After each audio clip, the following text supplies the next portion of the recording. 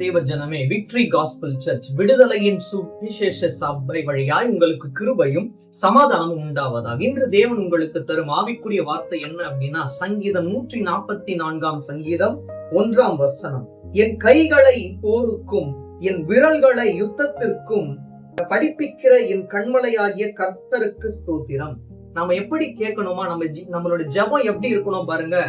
என்னுடைய கைகளை மட்டுமல்ல, என்னுடைய விரல்களையும் யுத்தத்திற்கு என்ன பண்ணுங்கப்பா, ஆயத்தப்படுத்துங்கப்பா அப்படின்னு கேட்கும் போது அவர் நம்மளுடைய ஜெபத்தை கேட்பார். கேட்டு நம்மளோட கைகளையும் நம்மளுடைய விரல்களையும் யுத்தத்திற்கு என்ன பண்ணுவார், ஆயத்தப்படுத்துவார். இதுல என்னன்னா, என்னோட வாழ்க்கையையும் என்னையும் ஆயத்தப்படுத்துங்கப்பா.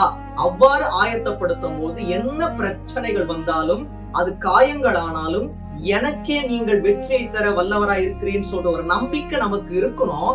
அப்ப அந்த நம்பிக்கை இருக்கணும்னா நம்மளுடைய ஜெபம் எப்படி இருக்கணும், உறுதியா இருக்கணும்.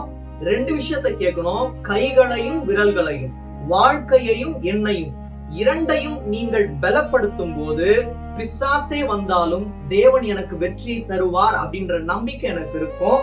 அதனால என் கண்மலை ஆகிய கர்த்தருக்கு ஸ்தோத்திரம் அப்படின்னு என்ன அர்த்தம்?